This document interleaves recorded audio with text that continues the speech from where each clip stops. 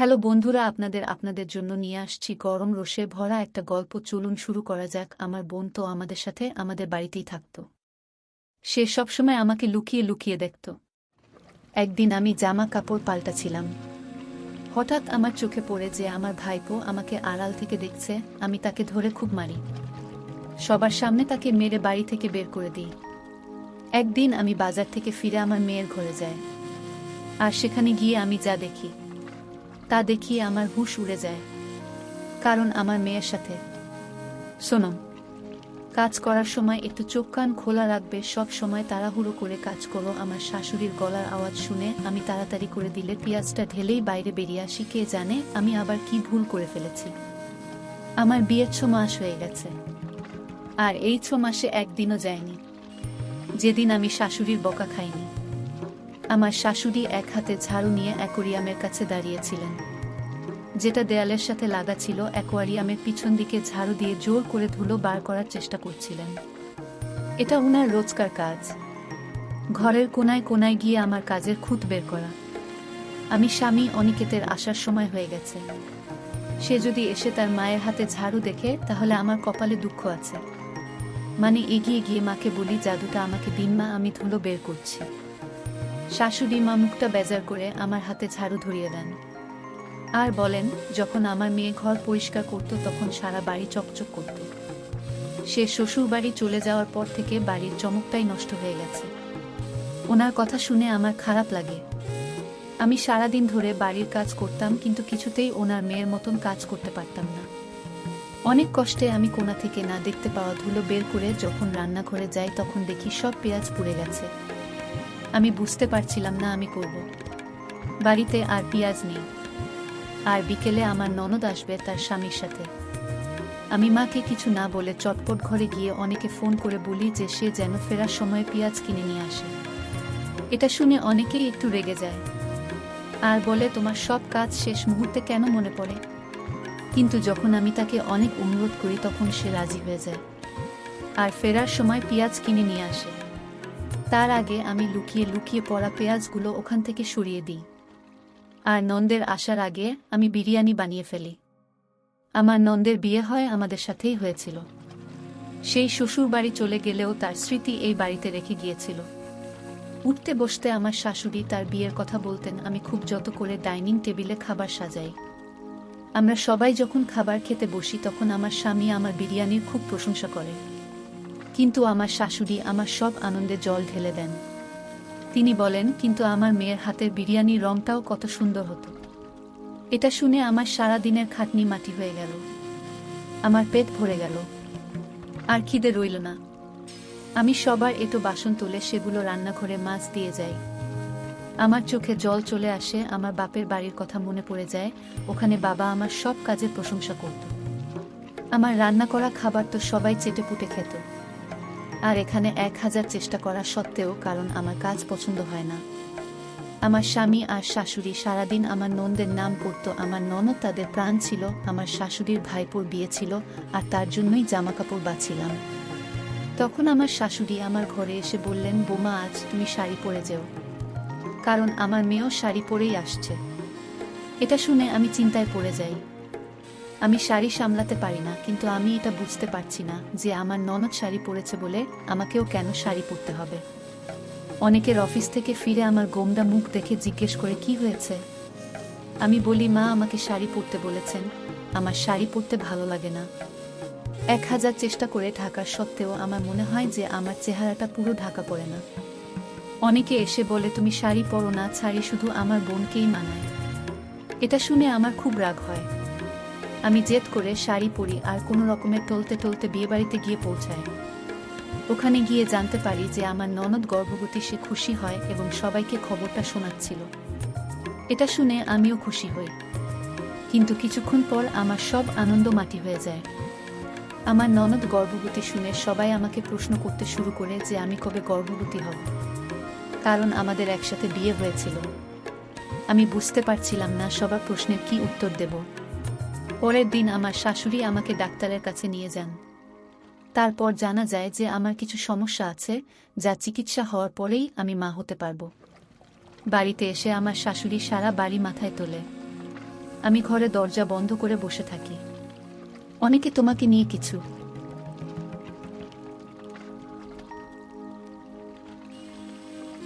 বলে না, কিন্তু সবাই আবার আমার নন্দের প্রশংসা করতে থাকে। আমার শাশুড়ি তার জন্য অনেক রকমের রান্না করতেন। আমাদের বাড়ি থেকে তার জন্য খাবার, ফল, জুস সব যেত, যেন মনে হতো যে তার শ্বশুর বাড়িতে কিছুই নেই। শেষমেশ সে দিনটা আসেন যেদিন আমার ননদ একটা ফুটফুটে ছেলের জন্ম দেয়, আর আমার ননদের ছেলে অনেক ছোট বয়স থেকেই আমাদের বাড়িতে থাকত। আমার ননদের স্বামী কাজে যাওয়ার সময় তাকে আমাদের বাড়িতে দিয়ে যেত, আর ফেরার পথে তাকে নিয়ে যেত। আমার ননদ ঘর আর বাচ্চা দুইটা একসাথে সামলাতে সামলাতে পারত না, তাই সে তার ছেলেকে আমাদের বাড়িতে পাঠিয়ে দিত। সে ছোট্ট বাচ্চাটাকে আমি খুব ভালোবেসে ফেলি। আমার শাশুড়ি মায়ের বয়স হয়েছিল, উনার ক্ষমতা ছিল না এত ছোট বাচ্চাকে সামলানো, তাই আমার ননদের ছেলে আকাশের দায়িত্ব আমার ঘাড়ে এসে পড়ে। কিছুদিন পর আমার সুব্বর আসে, যেমন ননদ আবার মা হতে চলেছে। তারপর সে আকাশকে পুরোপুরি আমার উপর ছেড়ে দেয়। আমিও আকাশকে নিজের সন্তানের মতো বড় করতে থাকি। আমার নিজের কোনো সন্তান ছিল না, তাই আমি আকাশকে নিজের সন্তান ভাবতাম। আমার ননদ আকাশকে আর বাড়ি ফিরিয়ে নিয়ে যাওয়ার কথা বলে না। আশি বরাবরের মতো আমাদের বাড়িতেই থেকে যায়। আবার আকাশের প্রতি ভালোবাসা দেখিয়ে ভগবানের আমার উপর কৃপা হয়। আকাশে যখন 3 বছর বয়স, তখন আমার একটা মেয়ে হয়। আমার মেয়ে হওয়ার পরেও আমি আকাশকে নিজের কাছে রাখি। দুইটা বাচ্চাকে একসাথে বড় করি। আমার ননদের একের পর বাচ্চা হয়ে যায়। তার আকাশকে নিয়ে কোনো চিন্তা ছিল না। আমার শাশুড়ি আকাশকে ছাড়া এক মুহূর্ত থাকতে পারতেন না, তাই সে আমাদের বাড়িতেই বড় হয়। দেখতে দেখতে অনেকগুলো বছর কেটে যায়। আমার মেয়ে কুসুমের বয়স এখন 15, আর আকাশের বয়স 18 বছর। আমার এখনো মনে হয় যে আমি কালকে বিয়ে করে বাড়িতে এসেছি। আমার শাশুড়ি মার বয়স হয়েছে, উনি আজকাল ঘর থেকে খুব একটা বের হন না। দিনকাল ভালোই কাটছিল। একদিন এই লাউঞ্জে বসে চা খাচ্ছিলাম। কুসুম আমার পাশে বসে বই পড়ছিল। আমি তাকে জিজ্ঞেস করি, কি ব্যাপার, আজকাল আকাশ দাদা তাকে পড়াশোনায় সাহায্য করে না? কুসুম মাথা নাড়ে আর বলে, আজকাল আমার আকাশ তাদের ব্যবহার ভালো লাগে না। কেমন বদলে গেছে, ওর সাথে কথা বলতে ইচ্ছে করে না, ওর সাহায্যের কোনো প্রয়োজন নেই, আমি নিজেই করে নেব। এটা শুনে আমার হাসি পায়। ভাই বোনের মধ্যে এরকম ঝগড়া তো হয়েই থাকে, কিন্তু আমি দিন দিন লক্ষ্য করি তাদের মধ্যে দূরত্ব বাড়তে থাকে। আগে ওরা সবসময় একসাথে থাকত, কিন্তু আজকাল আকাশ যেখানে থাকে সেখানে কুসুম যেতেও চায় না। আমি কুসুমকে অনেক বোঝানোর চেষ্টা করি, কিন্তু সে বলে, মা তুমি আকাশ দাদাকে ভালোভাবে জানো না, ও অনেক পাল্টে গেছে। আমি কুসুমকে তার মতো ছেড়ে দিই, আর ভাবি যে পরে ওকে আমি বুঝিয়ে বলবো। আজকাল প্রায় সে আমার কাছে আকাশের নামে নালিশ করে, কিন্তু আমি আকাশের বদলে তাকে বোঝাই, কারণ আমার আকাশের প্রতি বিশ্বাস ছিল। সে আমার চোখের সামনে বড় হয়েছে। আমি আর আমার শাশুড়ি মা তাকে বড় করে তুলেছি। আমাদের শিক্ষা সে বড় হয়েছে, তাই সে কখনোই খারাপ হতে পারে না, এটা আমার বিশ্বাস ছিল। কিন্তু এই কয়েকদিন আমিও আকাশের মধ্যে একটা বদল লক্ষ্য করি। সারাদিন ওর উপর নজর রাখত। আকাশ আমার ছেলের মতো ঠিকই, কিন্তু সে আমার স্বামীর বোনের ছেলে, তাই ওর সামনে ঘুমটা দিয়ে থাকতাম। যখন কলেজ থেকে ফিরছিল তখন রান্নাঘরের বাইরে বসে আমাকে কাজ করতে দেখত। ও নজরটা আমার ভালো লাগে না। আমার তখন মনে হয় যে কুসুম হয়তো ঠিকই বলছে, আকাশ বড় হয়ে গেছে, তাই হয়তো কুসুম পর থেকে দূরে থাকতে চায়। একদিন আমি অনেককে বলি, আমাদের এখন আকাশকে তার মায়ের কাছে পাঠিয়ে দেওয়া উচিত। একটা কম বয়সী ছেলে কি আমাদের বাড়িতে রাখা ঠিক নয়। এটা শুনে অনেকেই অবাক হয়ে যায় আর বলে, হঠাৎ তোমার মাথায় এমন একটা খেয়াল হলো কেন? আকাশ তো ছোটবেলা থেকে এখানেই বড় হয়েছে। আমার বন্ধুর দিকে ফিরেও তাকায়নি, তাহলে এখন আমি তাকে আমার বোনের কাছে কেন ফেরত পাঠাবো? তুমি কি ভুলে গেছো, যখন কুসুম হয়নি তখন আকাশ আমাদের একমাত্র সন্তান ছিল। তার তো কথা শুনে আমি চুপ করে যাই, কারণ এই কথাটা একদম সঠিক যে আমার মেয়ে হয়। আগে পর্যন্ত আমি আকাশকে কোলে নিয়ে নিজের মা হওয়ার শখ মেটাতাম, কিন্তু আজকাল আকাশকে নিয়ে আমার খুব ভয় হয়। ওই যে কথায় বলে না, নিজের রক্ত সব সময় নিজেরই হয়। আর আকাশ আমার নিজের ছেলে নয়। তখন গরমকাল ছিল, দুপুরে চড়া রোদ উঠেছিল। ছেলে মেয়েরা সব কলেজ থেকে ফিরে এসে যে যার নিজের ঘরে চলে গিয়েছিল। আমি ছাদে কাপড় কাচতে চাই। সব কাপড় কেচে যখন আমি নিচে নেমে আসি তখন আমার গা পুরো ঘামে ভিজে গিয়েছিল। আমি ভাবি রাতের খাবার বানানোর আগে আমি কাপড়টা বদলে ফেলি। আমি ঘরে গিয়ে কাপড় বদলাতে শুরু করি। হঠাৎ আমার মনে হয় যে কেউ আমাকে দেখছে। আমি পিছনে ঘুরে দেখতে ঘরের জানালাটা বন্ধ হয়ে যায়। আমি হতবাক হয়ে তাকিয়ে থাকি, জানালাটা খুলে কেউ একটা আমাকে কাপড় বদলাতে দেখছিল। ওই জানালাটা আমাদের বাগানের উপরে তাড়া করে। তিনি জানলা বন্ধ করতে ভুলে গেছিলাম। আমি ধরে বাগানের দিকে যাই। আমি দেখতে চাই কে আমাকে কাপড় বদলানোর সময় দেখছিল। বাড়িতে তখন আকাশ, কুসুম আর আমার শাশুড়ি মা ছাড়া কেউ ছিল না। অনেকে তখনও বাড়ি ফেরেনি। আমি বাগানে গিয়ে দেখি আকাশ আমার জানলার কাছে দাঁড়িয়ে আছে। তখনই চোখে অন্ধকার দেখছিলাম।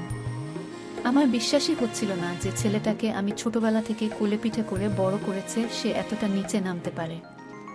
সে আমাকে জামা কাপড় বদলানোর সময় লুকিয়ে লুকিয়ে দেখছিল। আমাকে দেখে আকাশ চমকে উঠে আর ওখান থেকে চলে যাওয়ার চেষ্টা করে। তখনই আমি ওকে ধরে মারতে শুরু করি আর আমি ওকে মারতে মারতে ঘরের ভিতরে নিয়ে আসি। অনেকে তখন অফিস থেকে ফিরে এসেছিল, বাড়িতে ঝামেলা দেখে হতবাক হয়ে যায়। আমি আকাশকে নিয়ে অনেকের পায়ের কাছে ধাক্কা মেরে ফেলে দিয়ে আর অনিকেতকে বলি, জিজ্ঞেস করো তোমার আদরের বোনকে সে আমার ঘরের জানলার বাইরে কি করছিল। অনেকে বলে, সোনাম তুমি শান্ত হও, এত চেঁচামেচি করার কি আছে। আমি রেগে বলি, তোমার বোন মতো আজ তার সব সীমা ছাড়িয়ে গেছে। সে অনেক দিন ধরে আমাকে খারাপ নজরে দেখছিল। আজ সে আমার জানালা দিয়ে উঁকি মারছিল, কারণ সে জানতো যে আমি ছাদ থেকে কাপড় কেচে নিচে এসেছি। এখন আমি কাপড় পাল্টাতে ঘরে যাব। তখন আমার শাশুড়ি মা ঘর থেকে বেরিয়ে এসেছিলেন। আমার কথা শুনে সবাই হতবাক হয়ে যায়। অনিকেত বলে, শোনো তুমি যা বলছো ভেবেচিন্তে বলছো তো? আমি বলি, তুমি তোমার বন্ধুকে জিজ্ঞেস করো না। অনেকে আকাশের দিকে তাকায়, কিন্তু আকাশ চুপচাপ অপরাধীর মতো মাথা নিচু করে দাঁড়িয়েছিল। আমি আকাশকে বাড়ি থেকে বার করে দিই। সে আমার নন্দের বাড়িতে ফিরে যায়। শাশুড়ি মা তো বিশ্বাসই করতে পারছি না যে আকাশ এমনটা করতে পারে। আমি বা মা কিন্তু তাকে এমন শিক্ষা দিইনি। তাহলে এমনটা কি করে হলো? আমার এটা বিশ্বাস করতে কষ্ট হচ্ছিল, কিন্তু আমি সবটা নিজের চোখে দেখেছিলাম, তাই আমার আর কোনো সন্দেহ ছিল না। আমি পরিবারের সকলকে আকাশের এই নোংরা কাজের ব্যাপারে বলে দিই। সবাই আকাশ আর আমার নন্দের নামে ছিছি করে। এই ঘটনার পর একটা সপ্তাহ কেটে গেছে। এই এক সপ্তাহ আমার শাশুড়ি মা একবারও তার ঘর থেকে বেরোননি। অনেকের তো আমার সাথে বেশি কথা বলে না। আমি চুপচাপই ছিলাম। কুসুম সারাদিন নিজের ঘরেই থাকত। আমার তখন ভয় হতে থাকে যে যদি আকাশ কুসুমের সাথে খারাপ কিছু করত তখন আমরা লোকের কাছে কি করে মুখ দেখাতাম। আকাশে যাওয়ার পর আমি বুঝতে পারি যে আকাশ বাড়ির অনেক ছোটখাটো কাজ করে দিত ও চলে যাওয়ার পর সেই সব কাজ আমার ঘাড়ে এসে পড়ে। আমাকে রোজ বাজারে যেতে হতো। অনেকে সারাদিন অফিসে থাকত আর সে অনেক বেলা করে ফিরত। তাই কিছু কেনার দরকার হলে আমাকেই বাজারে যেতে হতো। একদিন দুপুরে খুব চড়া রোদে আমাকে বাজারে যেতে হয়। আমি কয়েকটা কেনাকাটা করে তাড়াতাড়ি বাড়ি ফিরে আসি। এসে আমি ভাবি প্রথমে আমি কুসুমের ঘরে গিয়ে তার পছন্দের কেকটা দিয়ে আসি। সে ঘরে পড়াশোনা করছিল। আমি তার জন্য তার পছন্দের কেকের দোকান থেকে কেক আর চকোলেট কিনে এনেছি। কুসুম তখন তার ঘরে লেখাপড়া করছিল। আমি কুসুমের ঘরে গিয়ে দরজা খুলে অমনি আমার আত্মা কেঁপে ওঠে। আমার মেয়ে একটা ছেলের সাথে বিছানায় শুয়েছিল। কুসুম ভেবেছিল আমার বাজার থেকে ফিরতে দেরি হবে। তখন আমাকে দেখে তার চেহারার রং পাল্টে যায়। তার পাশে শুয়ে থাকা ছেলেটা চট করে উঠে ঘরের জানলা দিয়ে পালিয়ে যায়। আমি তার পিছনে বাগানে যাই, কিন্তু সে পিছনের দরজা দিয়ে পালিয়ে যায়। সে এত তাড়াতাড়ি পালায় যেন মনে হয় এটা তার রোজকার অভ্যাস। আমি হতাশ হয়ে বাগানে বসে পড়ি। কুসুম আমার জন্য জল নিয়ে আসে, কিন্তু আমি জলের গ্লাসটা মাটিতে ফেলে ভেঙে ফেলি। আমি কুসুম চুলের মুঠি ধরে বলি, সত্যি করে বল, এই সব কতদিন ধরে চলছে? ওই ছেলেটা কে ছিল যে দুপুরবেলা তোর ঘরে ঢুকেছিল? কুসুম ভয়ে কেঁদে ফেলে, কিন্তু আজ আমার হাত থেকে সে কিছুতেই বাঁচতে পারবে না। কুসুম কাঁদতে কাঁদতে বলে, এই ছেলেটা আমার সাথে কলেজে পড়ে, আমি ওকে খুব পছন্দ করি, কিন্তু আকাশের ওকে পছন্দ ছিল না। আকাশ চাইতো না আমি ওর সাথে মেলামেশা করি, কারণ ওর মনে হতো খারাপ ছেলে। কুসুম আরও বলে যে আকাশ কুসুমকে ওই ছেলেটার সাথে মেলামেশা করতে বারণ করত, আর এই কারণেই ওদের মধ্যে দূরত্ব বেড়েছিল। কুসুমের পছন্দ ছিল না, আকাশ তাকে কোনো কাজে বাধা দেয়। আর আকাশ কুসুমকে ভুল পথে যেতে দিতে চায়নি। আকাশ আমাকে কুসুমের ব্যাপারে অনেকবার জানাতে চেষ্টা করেছিল। তাই সে আমার আশেপাশে ঘুরত, কিন্তু তার সাহস হয়ে ওঠেনি। এই কথাটা আমাকে মুখ ফুটে বলার কুসুম আকাশের বিরুদ্ধে আমার কান ভাঙাতো, ওর নামে খারাপ কথা বলতো, তাই আমি আকাশের নজরের খারাপ এই অর্থটা বার করেছিলাম। কিন্তু আকাশ আসলে আমাকে কুসুমের ব্যাপারে বলতে চেয়েছিল। সেদিন যখন আমি জামা কাপড় পাল্টাচ্ছিলাম, তখনই ছেলেটা কুসুমের সাথে দেখা করে বাগানের পিছনের দরজা দিয়ে পালাচ্ছিল। তার নজর যখন আমার জানলার দিকে পড়ে তখন শেষ। এখানে এসে আমার ঘরের জানলা দিয়ে উঁকি মারে সে, লুকিয়ে লুকিয়ে আমাকে দেখছিল। আমি যখন বাগানে গিয়ে পৌঁছই তখনই ছেলেটা পিছনের দরজা দিয়ে পালিয়ে গিয়েছিল। আকাশ বুঝতে পেরেছিল যে সে বাগানে আছে, তাই সে তাকে ধরার জন্য বাগানে গিয়েছিল। আমি যখন বাগানে যাই তখন আমি সেখানে আকাশকে দেখতে পাই। আর আমার মনে হয় যে আকাশ আমার ঘরের জানলা দিয়ে উঁকি মারছিল। কিন্তু আসলে সেটা আকাশ ছিল না, সেটা ছিল কুসুমের প্রেমিক। অনেকে আর আমার শাশুড়ি মা যখন আকাশকে প্রশ্ন করে তখন সে কোনো কথা বলে না, কারণ সে কুসুমের সম্মান বাঁচাতে চেয়েছিল। এটা যদি জানাজানি হতো যে কুসুম তার নিজের বাড়িতে তার প্রেমিকের সাথে দেখা করে, তাহলে সবাই চিঠি করত। আমার শাশুড়ি মা সবাইকে বলে বেড়াত যে আমি আমার মেয়েকে শিক্ষা দিতে পারিনি। কাজটা আমি চাইনি আমার দিকে কেউ আঙুল তুলুক, তাই সে সব দোষ নিজের ঘাড়ে নিয়ে নিয়েছিল। কুসুম সবটা জেনেও চুপ করেছিল, সে কাউকে সত্যিটা বলেনি। কুসুমের কথা শুনে আমার হুঁশ উড়ে যায়। আমি না চিনি অনেক বড় ভুল করে ফেলেছি। আমি যাকে দোষী ভেবেছিলাম সে আসলে আমার বাড়ির সম্মানের কথা ভেবে এত কিছু সহ্য করেছে। আমাকে এখন যে করেই হোক ভুলটা শুধরে নিতে হবে। আমি তখনই আমার ননদের বাড়িতে চলে যাই। সেখানে গিয়ে আকাশের কাছে হাতজোড় করে ক্ষমা চাই। আকাশ আমাকে জড়িয়ে ধরে বলে, মা, আমি তোমার ক্ষমা চাওয়ার কোনো প্রয়োজন নেই। আমি তোমাকে খুব ভালোবাসি, তোমার জন্য আমি সবকিছু করতে পারি। আকাশ প্রমাণ করে দিল যে ভালোবাসার সম্পর্ক রক্তের সম্পর্ক থেকে অনেক বড় হয়। আমি বাড়ি ফিরে অনেকে আর আমার শাশুড়ি মাকে সবটা খুলে বলি। আমি আকাশের সাথে অন্যায় করেছি, তাই তারা আমাকে যা শাস্তি দেবে আমি মাথা পেতে নেব, কিন্তু সবাই আমাকে ক্ষমা করে দেয়। এখন আমাকে আর অনিকেতকে কুসুমকে ভুল পথে যাওয়া থেকে আটকাতে হবে। ধন্যবাদ বন্ধুরা।